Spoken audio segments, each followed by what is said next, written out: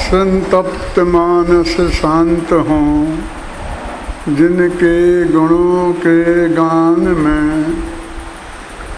बेवर्धमान महान जिन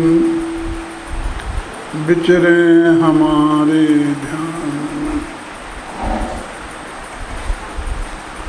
समाधि का सार विषय ये है, इसकी तरफ मैं आपका ध्यान आकर्षित करना चाहता हूँ कि जब भी समाधि की बात चलती है तो लोग समाधि मरण के बारे में ही बात करने लगते हैं। मरण शब्द को वो अपनी तरफ से जोड़ देते हैं। वो समझते हैं कि लिखने वाले बोलने वालों को रह गया है, इन्हें पूरा नाम नहीं बोल करके, जैसे कि हम विनोद कुमार को विनोद बोल देते हैं ना, ऐसा इनने समाधि मरण को समाधि बोल दिया है। तो मैं सबसे पहले ये बताना चाहता हूँ कि ये समाधि मरण की बात नहीं है, समाधि की बात है। ये समाधि के सार की बात है। और हमारे यहाँ समाधि को समाधि मरण समझ लिया जाता है, और समाधि मरण की बात होते ही एक शोक का वातावरण बन जाता है। क्या हो गया, क्या हो गया? समाधि मरण का पाठ क्यों बोला जा रहा है? अपने जब घरों में वो चलता है ना कि तो तेरे को कौन दुख है, मृत्यु महोत्सव भारी। तो कहते क्या होगा, क्या हो गया? हम समझते हैं कोई आदमी मर रहा है, इसलिए उसको ये समाधि मरण सुनाया जा रहा है। तो ये समाधि मरण, समाधि के प्रकरण को समाधि मरण समझ लिया गया और फिर उसको दुख रूप समझ लिया गया, और दुख के समय ही उसे पढ़ा जाता है। माने सहज जीवन में इसे पढ़ते ही नहीं है ये समाधि। इसके मैं ध्यान आकर्षित करना चाहता हूँ कि समाधि का सार है, और मैं इसे रोज़ाना कम से कम दिन में 3 बार पढ़ता हूँ। भोजन को बैठता हूँ तो कैसेट चालू कर देता हूँ, और ये चालू हो जाता है तब मैं भोजन करता रहता हूँ। यानी ये समाधि का सार मरते समय पढ़ने का नहीं है, समझे ना? समाधि का सार जीवन भर समझकर जीवन में अपनाने के लिए है। ये जो समाधि का व्रत कुंदकुंदाचार्य देव ने प्रवचन सार की 6वीं गाथा में लिखा है। मंगलाचरण की 5 गाथाएं हैं, जिसमें उन्होंने पंच परमेश्वरी को नमस्कार किया है, और फिर लिखा है उपसम्मयामि सम्मम जत्तो निर्माण संपत्ति। मैं उस उपसाम्य भाव को प्राप्त होता हूँ जिससे निर्वाण की प्राप्ति होती है। मोक्ष का साक्षात्कारण जो समाधि है, जो समता भाव है, उसको मैं प्राप्त होता हूँ। फिर टीका में अमृतचंद्राचार्य ने लिखा कि वे अपने उत्तम आश्रम को, समाधि के उत्तम आश्रम को प्राप्त होते हैं। तो समझते हैं हम लोग कोई आश्रम बनाया होगा अमृतचंद्राचार्य ने, बहुत बढ़िया 7 मंजिल का, और उसमें वो रहते होंगे ठाठ से। ये कोई आश्रम नहीं था। ये जो समाधि का भाव है वही आश्रम है। इसलिए इसको एक समाधि का सार लिखा, और फिर समाधि मरण नहीं जीवन है ऐसा लिखा, कि जिसमें हमारा ध्यान इसी तरफ जावे। और इसको हम पूरा, इसमें 34 छंद हैं, और जिन्हें 8 दिन तक अपना प्रवचन इन 34 छंदों पर चलेगा, तो अभी शुरू के 4 दिन अपन 17 छंद का पाठ करेंगे, फिर अंतिम 4 दिनों में अंतिम 17 छंदों का पाठ करेंगे, है ना, रोजाना। तो देखो प्रवचन सार में तो 5 गाथाओं में पंच परमेश्वरी को नमस्कार किया है। और इसमें तो एक लाइन में पंच परमेष्टि को निपटा दिया गया है। देखो, पंच परमेष्टि को नमकर बारंबार नमस्कार करके प्रस्तुत है आनंदमय यह समाधि का सार। यह जो मैं वर्णन करने वाला हूँ ये आनंदमय समाधि का सार है। समाधि का सार, आनंदमय जो समाधि है, समाधि को हमने दुख रूप समझ लिया है। समाधि का शब्द आते ही दो भाव हमारे ख्याल में आते हैं। जो समाधि मरण समझते हैं उनके चेहरे पर तो मरण की घबराहट आ जाती है, और जो समाधि को समाधि समझते हैं उनके चेहरे पर एक विचित्र प्रकार की गंभीरता आ जाती है। तो ये कहते हैं कि समाधि आनंदमय होती है।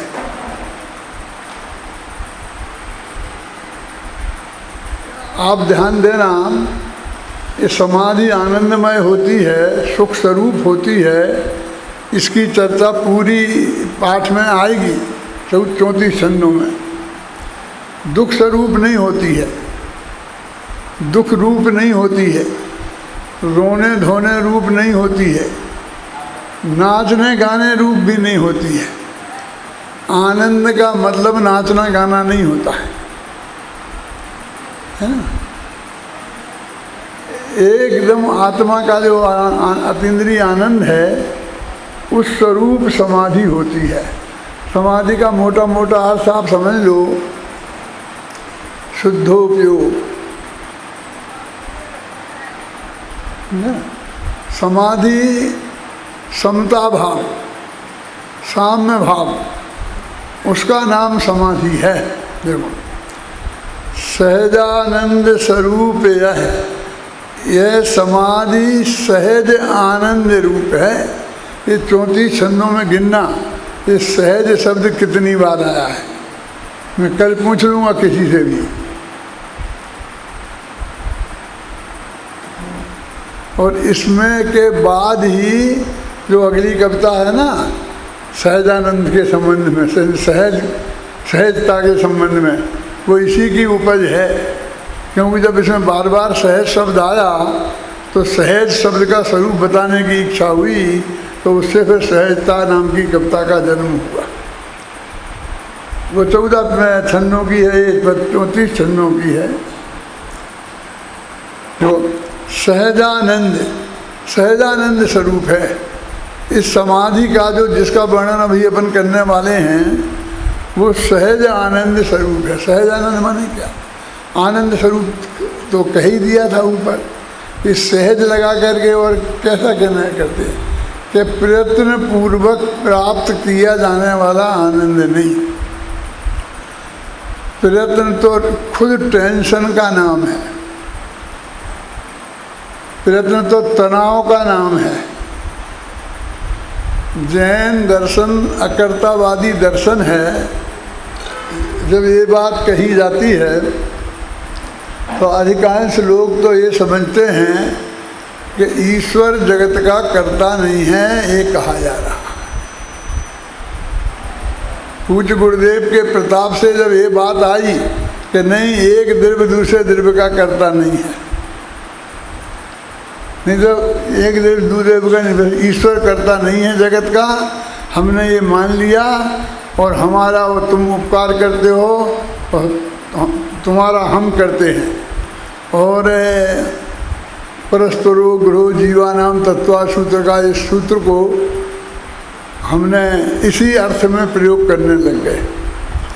कोई नाराज मत हो जाना, लेकिन अपना जब वो महावीर का निर्वाण वर्ष मनाया था ना,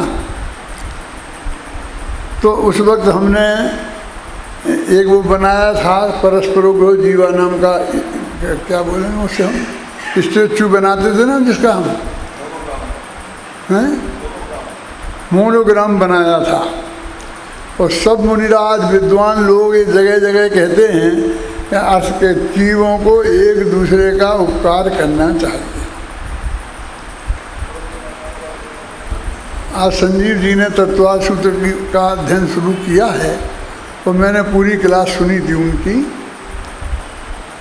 अभी जो पहला अध्याय के 2 सूत्र हुए हैं, आगे 5वें अध्याय में उधर जाकर के जब ये आएगा परस्परो ग्रह जीवा नाम, और यदि वो वहाँ तक पहुँचेंगे तो वो बताएंगे कि परस्परो ग्रह यहाँ पर एक द्रव्य दूसरे द्रव्य का उपकार करता है, ये अर्थ है ही नहीं। ये बात मैं तभी से कह रहा हूँ, 2500वें निर्माण वर्ष से जगह जगह जाके कही, लेकिन सबके दिमाग में इतनी गहराई से जमा हुआ है कि वो तब से अभी तक बराबर सब लोग उसका वही अर्थ करते हैं। मैंने तत्वार्थ सूत्र की टीका में तत्वार्थ क्या है, मणि का है, क्या है जो भी है, तो उसमें 6-7 पेज लिखे हैं और ये सिद्ध किया है कि उपकार का अर्थ भलाई नहीं है, क्योंकि उप शब्द जहाँ जहाँ लगाया जाता है, देखो प्रधानमंत्री और उप प्रधानमंत्री, वहाँ उपकार क्या है, राष्ट्रपति और उपराष्ट्रपति, अध्यक्ष उपाध्यक्ष, मंत्री और उपमंत्री, उप शब्द का प्रयोग उपकार के अर्थ में होता ही नहीं है। और कार्य माने कार्य, कारक, तो वहाँ क्या अर्थ है वो मैंने वहाँ बताया है। उपकार से निमित्त अर्थ है, उपकारक माने भलाई करना नहीं है। क्योंकि बस एक सूत्र मैं आपको बताऊंगा कि जब वहाँ उपकार बनाए हैं पुद्गल के जीव के प्रति, तो स्पष्ट शब्दों में लिखा है, सुख दुख जीवित मरणोपग्रहस्थ है। सुख देना और दुख देना और जीवन देना और मरण देना, ये पुद्गल के जीव के प्रति उपकार है। तो सुख देने के साथ दुख देना भी, अरे सुख देना यदि उपकार है तो दुख देना भी तो उपकार में ही शामिल हो गया। और जीवन यदि उपकार है तो मरण भी उपकार हो गया। इसका अर्थ भलाई तो है ही नहीं, है ना। इससे ही सिद्ध होता है ना कि भलाई अर्थ नहीं है। और मैंने अपना तर्क और युक्तियाँ ही नहीं, आगम के प्रमाण दिए हैं कि फला फला आचार्य ने उपकार से ये किया है, ये किया है, ये किया है। तो यहाँ ये कहते हैं कार्य माने एक काम और उपकार माने सेकंड चीज, ख्याल नहीं ना। तो एक कारण के भेद हैं। तो कारक माने उपादान और उपकारक माने निमित्त, ये अर्थ है मूलतः। कारक और उपकारक का अर्थ ये है। तो ये कहते हैं कि समाधि में, जैन दर्शन में सुख देना दुख देना तो है ही नहीं, एक दूसरे को दे ही नहीं सकता। ये महासिद्धांत सारे आगम में जगह जगह लिखा हुआ है, लेकिन हम विद्वानों का के दिमाग में नहीं था। पूज्य गुरुदेव श्री ने हमें बताया, उनके माध्यम से बात जगत में आई कि एक द्रव्य दूसरे द्रव्य का करता नहीं है। वो भी आज कहाँ स्वीकृत है। विरोधियों की बात जाने दें, अपने अपने मुमुक्षुओं की बात करता हूँ मैं। कितने लोगों को हृदय से ये बात स्वीकार है। रोज ना उपकार करना चाहिए, उपकार करना चाहिए का उपदेश देते हैं, और उसी के लिए ये करना ये करना ये करना। ये कोई बताता ही नहीं है कि एक देव दूसरे देव का भला बुरा कर ही नहीं सकता। मैंने अपने धर्म की 10 लक्षण की किताब में लिखा है कि ऐसा तो सब कहते हैं कि उपकार मतलब भला करना चाहिए, बुरा नहीं करना चाहिए, लेकिन एक कोई नहीं विचार करता है कि एक देव दूसरे का कुछ कर भी सकता है कि नहीं। इसके बारे में बात ही नहीं करते। ये बात सुन के तो लोगों के कान खड़े होते, क्या बात कर रहे, कुछ नहीं कर सकते। तो हमने क्या किया कि ईश्वर के वो माथे पर ईश्वरवादियों ने बोझा डाला था। भाई जी ध्यान से देना क्या कह रहा हूँ मैं, कि सब ईश्वर के जुम्मे है, हुई है वही जो राम रची राखा, जो भगवान ने सोच रखा बस वही होगा। खुदा की मर्जी के बिना पत्ता नहीं हिलता है, और ईसाइयों के पत्ते सब गॉड हिलाते हैं। पर हमने कहा नहीं, कोई करता नहीं है, हम ऐसे किसी ईश्वर को स्वीकार नहीं करते हैं। क्या करते हैं कि जो जगत किसी का करता हो, ऐसा कह के तो कौन करता है कि मैं करता हूँ। हमने अपने माथे पर ले लिया वो बोझा सबका सब, जबकि अपने यहाँ अपने माथे पर नहीं लिया है। जैन शास्त्रों में डब्बू समझ में आ रही बात है नहीं, क्या कहते हैं अपने तो एक द्रव्य दूसरे द्रव्य का करता नहीं है, तो अपने माथे पर कहाँ लिया। यानी एक द्रव्य दूसरे का करता नहीं है, तो फिर सब अपने करता है। संजीव जी ध्यान से सुनना, आप जैसे श्रोता बैठे हैं तो मुझे आनंद भी आता है कि कुछ लोग तो हैं समझने वाले।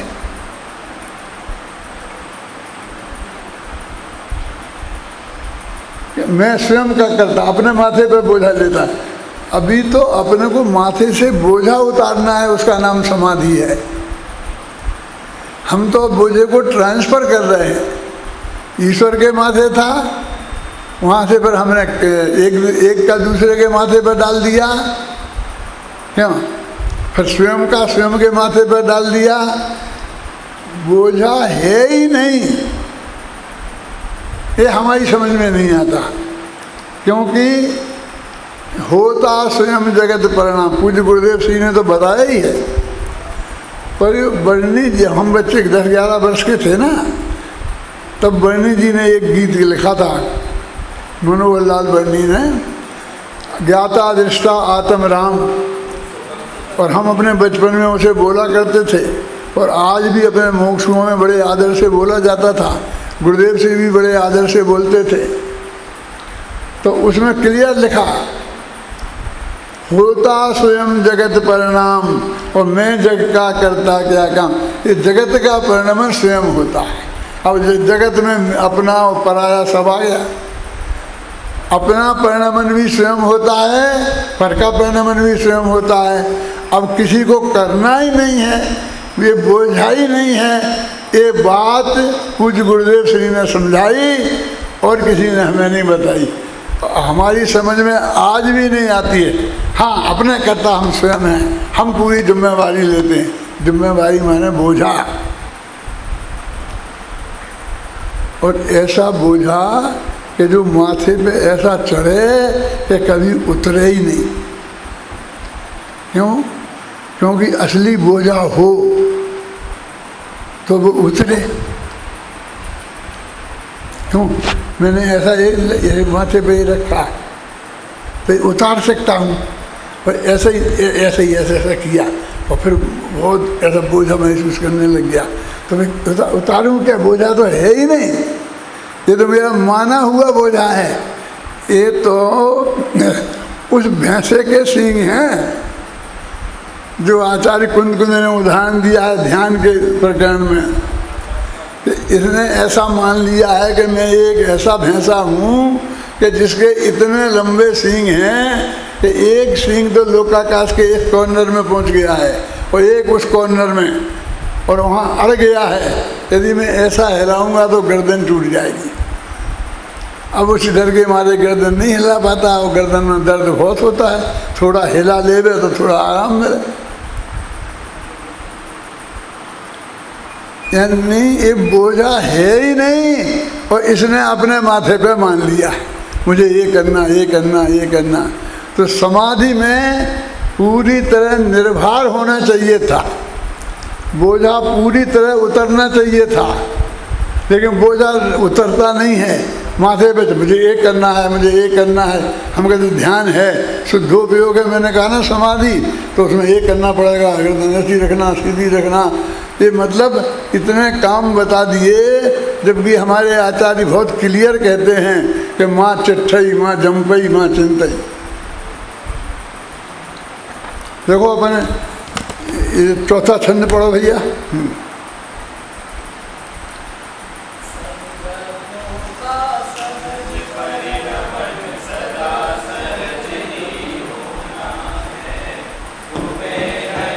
कुछ करना है, बस सहज जानते रहना है। जो कुछ भी होना अपने में, वह सहज भाव से होना है। उसमें भी तो फेर फार का कुछ विकल्प ना करना है। पहले ही छंद, वे तो 3 मंगलाचरण के छंद थे, अभी 2 का अर्थ मैंने नहीं किया है, करूँगा, समझे ना। ये चौथा छंद पढ़ लिया ना अपन ने, आपको ये बताने के लिए कि एकदम जो बात मैंने अभी समझाई 5 मिनट में आपको, वो कितने स्पष्ट शब्दों में है कि सब दिव्यों का सहज परिणमन सदा सहज ही होता है। एक परिणमन के साथ सहज विशेषण लगाया और एक होने के साथ सहज विशेषण लगाया। दोनों सहज का अंतर समझ में आया? क्या नाम? जिनचंद, जिन कुमार, क्या जिन कुमार। तो ये समझ में आया क्या है? एक तो दिव्य, सभी दिव्यों में का परिणमन सहज स्वभाव है, वो ऊपर से उस पर थोपा नहीं गया है, वो उसके स्वभाव में ही शामिल है। और वो जो परिणमन होता है वो भी सहज होता है, वो करना नहीं पड़ता। सहज द्रव्य का सहज परिणमन सहज भाव से होता है। मन बोझा है ही नहीं, कहीं माथे पर डालने की बात ही नहीं है। तुम्हें नहीं कुछ करना है, और स्पष्ट खोला उसे, बस सहज जानते रहना है। बस आत्मा का पर पदार्थों से एक ही संबंध है। नास्ति सर्वोपि संबंधो परद्रव्यात्म तत्व। परद्रव्य में और आत्म तत्व में कोई भी संबंध नहीं है, एक ज्ञाता के संबंध को छोड़कर, है ना। कि तुम्हें कुछ भी नहीं करना है पर में, तो सहज जानते रहना है। तो जानते ही रहना बोलो ना, सहज क्यों? कि तुम्हें जानने का भी टेंशन नहीं रखना है, वो टेंशन का निषेध के लिए। वो जानना भी सहज होगा, तुम्हें उसके लिए भी कुछ नहीं करना है ना। ये समाधि का मूल भाव ये है, जो मैंने पहले ही छंद 3 तो वे मंगलाचरण के गए ना। सब द्रव्यों का सहज परिणमन सदा सहज ही होना है। तुम्हें नहीं कुछ करना है, बस सहज जानते रहना है। जानना भी सहज, जो कुछ भी होना अपने में वह सहज भाव से होना है। उसमें भी तो फेर फार का कुछ विकल्प ना करना, तुझे विकल्प भी नहीं करना, सोचना भी नहीं है। ऐसा अकर्ता भाव आएगा तो वो समाधि होगी। ये समाधि का स्वरूप आ रहा है क्या? अभी समाधि में इसकी तो कोई बात करते ही नहीं है, क्योंकि कोई बात ही नहीं करता है। बस अब ये पढ़ो, ये पढ़ो, ये पढ़ो, ये सुनाओ, ये खाना छोड़ दो, ये दूध भी छोड़ दो, पानी भी छोड़ दो, बस ये बातें होती हैं। क्यों? फेर फार की बुद्धि ही तो आकुलता की जननी है। कहते देखो, जो कुछ भी होना है वो सहज भाव से होना है, और उसमें भी तो फेर फार का कुछ विकल्प नहीं करना है कि नहीं ऐसा हो जाए तो ठीक है, ऐसा हो जाए तो ठीक है, ज़रा जल्दी हो जाए तो ठीक है, कि नहीं साहब वो तो 5 बजे के पहले नहीं हो पाएगा। ठीक है 5 बजे भी चलेगा, लेकिन कोशिश करना है कुछ जल्दी हो जाएगा कि हाँ कोशिश करूँगा, लेकिन 5 बजे के पहले नहीं होगा। क्या तो फिर 5 बजे के पहले नहीं होगा तो कोशिश करूँगा क्यों बोल रहा है कि मानता नहीं ना सामने वाला। कोशिश तो करना। हम इस कोशिश से ही तो आपको मुक्त करना चाहते हैं। 8 दिन लगाऊंगा मैं इसी बात में। वकील साहब आप अपने काम से मुक्त हो गए कि नहीं हो गए? बच्चों ने संभाल लिया कि नहीं? आधा संभाल लिया, अब आधा मैं 8 दिन में छुड़वा दूंगा आपको। देखो उसमें भी तो फेर फार का कुछ विकल्प ना करना है। फेर फार की बुद्धि ही तो आकुलता की जननी है। आकुलता पैदा करने वाली है फेर फार करने की बुद्धि है। ऐसा नहीं ऐसा हो जाए, ऐसा हो नहीं ऐसा हो जाए, ऐसा नहीं ऐसा हो जाए, ऐसा है। अतः हमें कुछ करने की भी व्याकुलता ना करनी है। और हमें कुछ भी करने की व्याकुलता नहीं करनी है। आकुलता ही परम दुख है। आकुलता का अर्थ ही दुख होता है। छेड़ाला में आता है ना, आत्म को हित है सुख सो सुख, आकुलता बिन कहिए। आता कि नहीं आता? आकुलता ही परम दुख है। यदि हमें निराकुल रहना है तो करने धरने का भाव तजो, श्री जनवर का यह कहना है। कर्तव्य बुद्धि छोड़ो, मुझे ये करना है, ये करना है, ये करना है, हैं? अपने पहले नीति का दोहा पढ़ा था बचपन में, करस्यामी करस्यामी करस्यामी इति चिंतन, मरस्यामी मरस्यामी मरस्यामी इति विस्मृतम्। करना है करना है करना है, ये सोचते सोचते मरना है, ये भूल ही गया। कर्तृत्व बुद्धि के त्याग का नाम समाधि है। अगर मरण की तो कोई बात ही नहीं कहते। मरण समाधि का मरण से कोई संबंध ही नहीं है। समाधि तो जीवन का नाम है। ऐसा जीवन बनाना। अभी कोई वो अपना शिविर चला था, क्या चला था, उसमें मेरे से सब कम से कम 8-10 लोगों ने ये प्रश्न किया एकदम ऐसा सुने कि साहब हमने सुना आपने समाधि ले ली है कि हाँ, तो कैसी ली है, क्या ली है, क्यों कैसी ली है, क्यों पूछते हैं, क्या ली है क्यों पूछते हैं। ये उनके अज्ञान प्रदर्शित करता है, क्योंकि जैसी दुनिया में जिसको वो समाधि समझते हैं वो तो हमें कुछ दिखता ही नहीं है। उस समाधि वाला तो ऐसा लेटा रहता है, करवट भी नहीं बदल पाता है, खाना पीना भी आधा अधूरा रह जाता है, बंद हो जाता है। सब लोग चारों तरफ बैठकर नमोकार मंत्र सुनाते हैं, समाधि में पाठ सुनाते हैं। आपका तो ऐसा दिखता ही नहीं है। आप तो जमकर भाषण करते हो, हंसते हो, खिलखिलाते हो, हैं। समाधि का हमने जो रूप देखा है वो उन्हें समझ में नहीं आता, इसलिए उनका प्रश्न था। मैंने कहा भैया ये 2-5 मिनट में इसका उत्तर नहीं आएगा, मैं 8 दिन में बताने वाला हूँ इसी अपने शिविर में। तो आप लोग उसे सुनना ध्यान से, और बाद में इस पर ये कैसेट भी ले जाएगा, फिर टीवी पे भी आएगा, नहीं तो तुम अपने घर पे भी देख सकते हो, सुन सकते हो बार बार कि मैं कैसा समाधि में हूँ, कि कैसा समाधि में होने का प्रयत्न कर रहा हूँ। पहले वो समाधि का स्वरूप तो आपके ख्याल में आए, कुछ करने है ना। देखो आकुलता ही परम दुख है। यदि निराकुल रहना है, करने धरने का भाव तजो, श्री जिनवर का यह कहना है। इस परम सत्य की सहज स्वीकृति, ये परम सत्य है और इसकी हमारे अंदर में स्वीकृति होना चाहिए सहज। डंडा मार मार के नहीं, आगम दिखा दिखा करके नहीं। कौन से साथ में लिखा है बताओ, नहीं बताएंगे। तो आपके पास प्रमाण नहीं है, हमारे पास तो 100 प्रमाण है, तुम्हें नहीं बताएंगे। क्यों? वो प्रमाणों के मार से हमें तुम्हें स्वीकार नहीं करानी है, सहज स्वीकार करानी है ना। इस परम सत्य की सहज स्वीकृति सचमुच सहज समाधि है। वो सहज समाधि सचमुच इस परम सत्य की स्वीकृति है। कौन से परम सत्य की भूल गए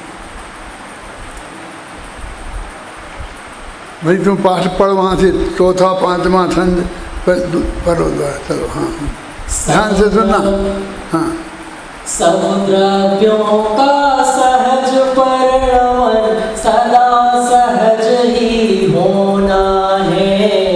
तुम्हें नहीं कुछ करना है, बस सहज जानते रहना है। जो कुछ भी परम दुख यदि हमें निराकुल रहना है। करने धरने का भाव तजो, श्री जिनवर कायह कहना है।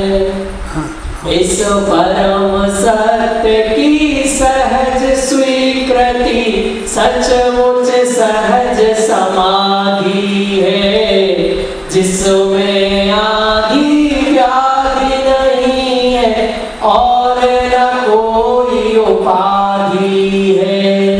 ऐसी श्रद्धा ज्ञान पूर्वक शांत निराकुल जीवन की सहज सरल सुखमय परिणति अद्भुत परम समाधि है। ख्याल में आती बात? तो अपन ने छंद पढ़े और मैं बीच में अर्थ इसलिए नहीं किया, तो उससे जुड़ता है, वो पंक्ति से पंक्ति जुड़ती है। ये मुक्तक काव्य नहीं है, ये प्रबंध काव्य है। तो एक छंद दूसरे छंद से जुड़ा हुआ है। ऊपर 2 छंदों में जो बात बताई वो परम सत्य है। उस परम सत्य की सहज स्वीकृति है, इसका नाम समाधि है। और इस समाधि में आदि नहीं है, व्याधि नहीं है और उपाधि नहीं है।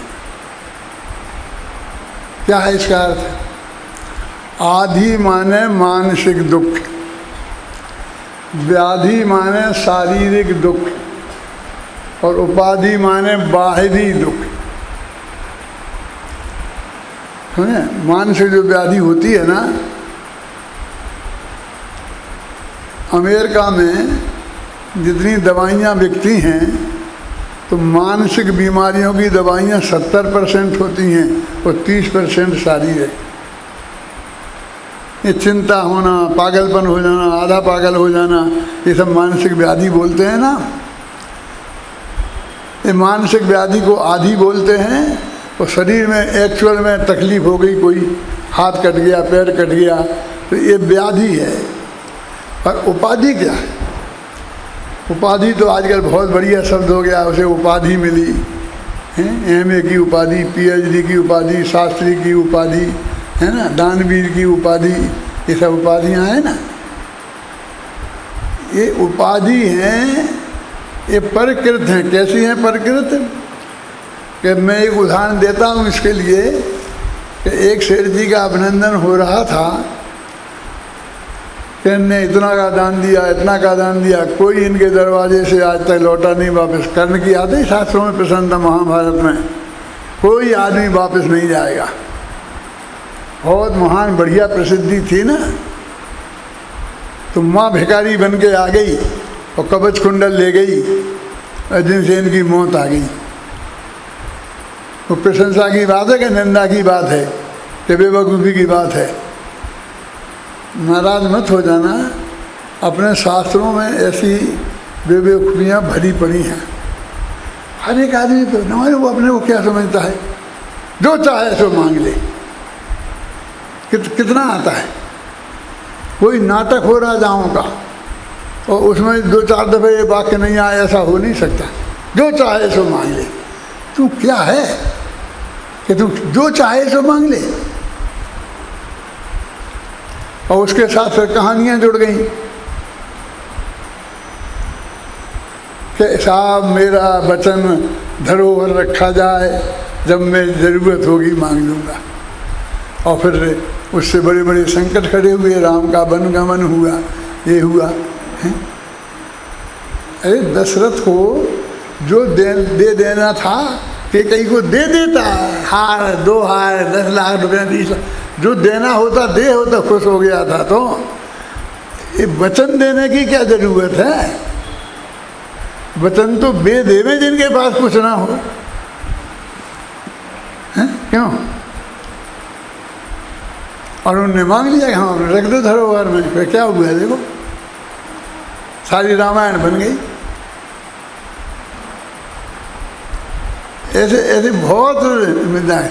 जो चाहे तू एक त्यागोपादान शून्यत्व शक्ति से युक्त है। एक नया पैसा नहीं देना पाया तो नहीं दे सकता।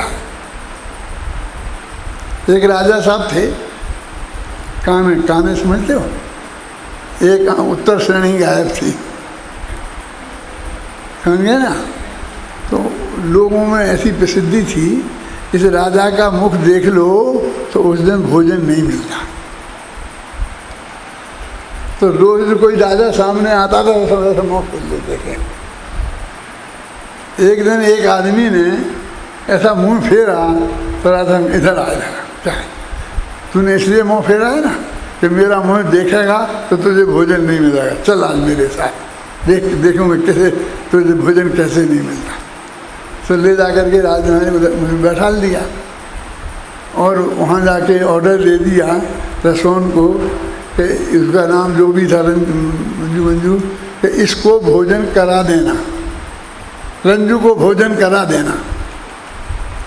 अब निश्चिंत हो गए कि करा देगी। उस जो भोजन बनाने वाली थी ना, उसके पति का नाम भी वही था। तो राजा साहब आज खुश कैसे हो रहे कि उनको भोजन करा देने की बोल रहे। तो उसने घर से पति को बुलाया और बढ़िया बढ़िया माल मसाला बना के खिला दिया और वो बेचारा भूखा बैठा रहा वहीं। अब राजा साहब 1-2 बजे आए और वो वहीं बैठा था कि क्यों भोजन हो गया, खाने को मिल गया?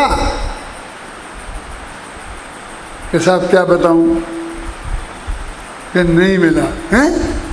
बुलाओ उसको बुलाया, रसूल को। भोजन नहीं दिया तूने इसको? कि साहब आपने कहा था रंजू को दे देना, मैंने उसको बुला के खिला दिया। तो राजा साहब को बहुत गुस्सा आया तो अपना जूता उतार के और जोर से उसको मारा। किसको? रसोन को। तो उसे ऐसी हो गई तो वो जूता उसे तो नहीं लगा, जाकर उसमें लगा। वो बोला हुजूर साहब मिल गया खाने को। हमारे तो ऐसा खाने को मिलता है। वो ये कहते हैं भाई, व्याधि माने शारीरिक और उपाधि माने बाह्य प्रसिद्धि हो जाए ना, तो आदि व्याधि और उपाधि। इससे जी आज दानवीर की उपाधि मिली तो बहुत खुश हो रहे थे, बधाइयाँ मिल रही थी। लेकिन दूसरे दिन सुबह घर के दरवाजे को घेर कर भिखारियों की भीड़ खड़ी थी। एक ये लोग क्या हटाओ इन्हें कि हुजूर हम बिना निमंत्रण के थोड़ी आए,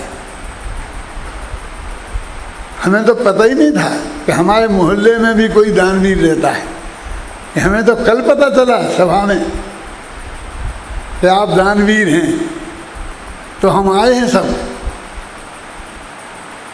तो कि तुम्हें जब दानवीर की उपाधि मिली थी तो दानवीरों का घर भिखारी नहीं घेरेंगे तो क्या साहूकार घेरेंगे?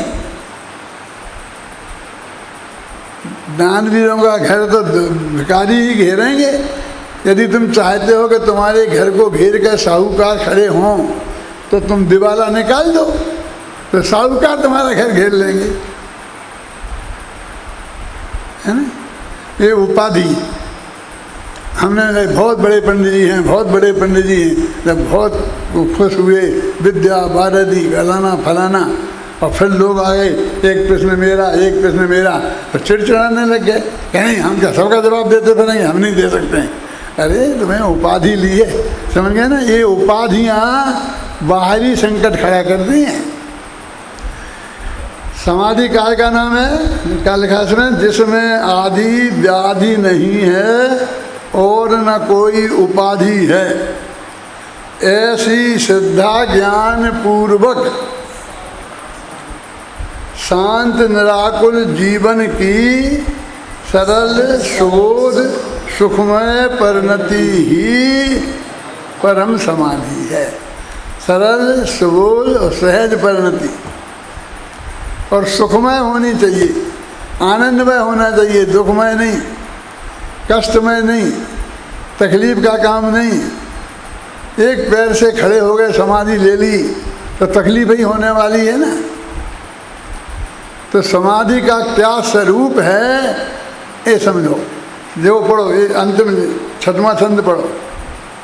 इस परम सत्य की सहज स्वीकृति सचमुच सहज समाधि है, जिसमें आदि व्याधि नहीं है और न कोई उपाधि है। ऐसी श्रद्धा ज्ञान पूर्वक शांत निराकुल जीवन की सहज सरल सुखमय परिणति अद्भुत परम समाधि है। परम समाधि का स्वरूप क्या है, ये कुछ पंक्तियों में यहाँ आपको बताया है। आपके पास एक किताब होगी, नहीं तो यहाँ से ले लेना, उपलब्ध कर लेना, और नहीं तो आपको इस पर मिल जाएगी। इसका संगीतमय कैसेट भी है ना। जब तक मैं नहीं आता हूँ उसे चला दिया करे, यहाँ से चले संगीतमय कैसेट, जाते वक्त भी चला दिया तो लोगों को मालूम पड़े ये समाधि का स्वरूप चलने देना, समझे ना, खाली समय में। अभी एक छंद 5-6 छंद आप लोग अच्छी तरह 2-4 दफ़े घर पर पढ़ना, मैं कल पूछूंगा, समझे ना, और फिर आगे बढ़ूंगा।